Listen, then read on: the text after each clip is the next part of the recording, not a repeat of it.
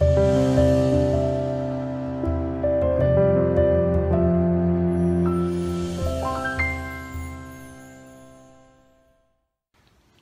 Cathy here. Welcome to Book Gems, books I love and love to share.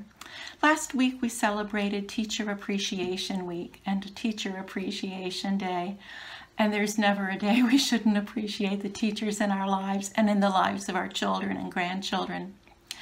But as I was reading books recently, I came across this one by Suzanne Woods Fisher. I'd never read a book by her, which is hard to believe. She's a best-selling author.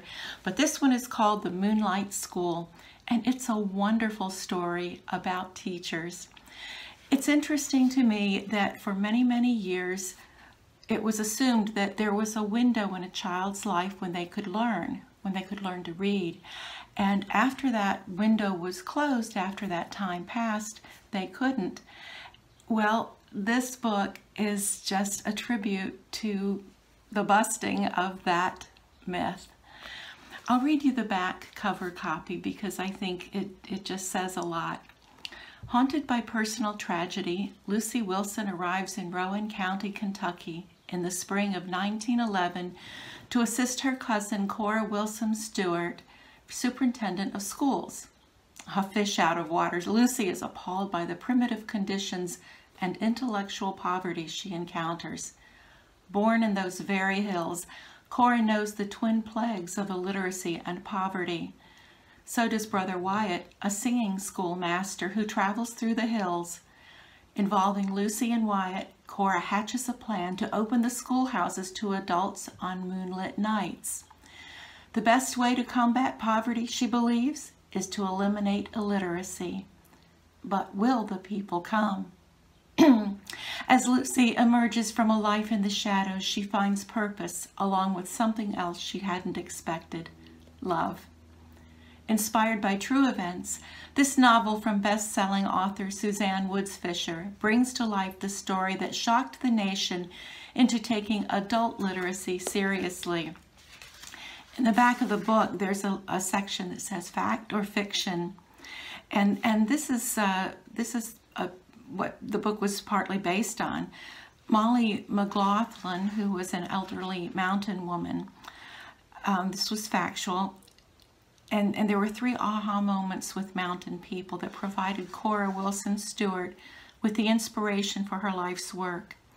Molly McLaughlin was the first incident and most likely the most profound. Molly brought her daughter Jane's letters to Cora to read and to answer back, and that was because Molly couldn't read or write. There came a day when Molly told Cora that she no longer needed help.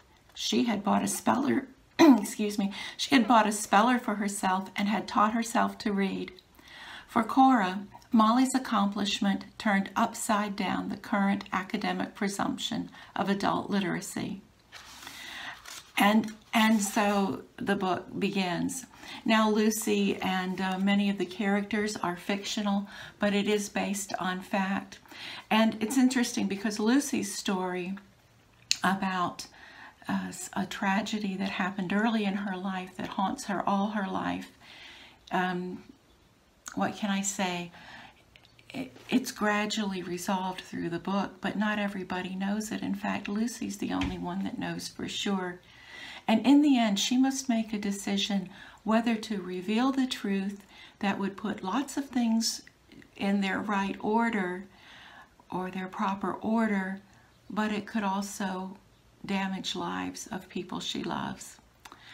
So she has to make a decision, and in the end, she makes a very unselfish decision. And I had to ask myself, in that situation, would I have made such an unselfish decision?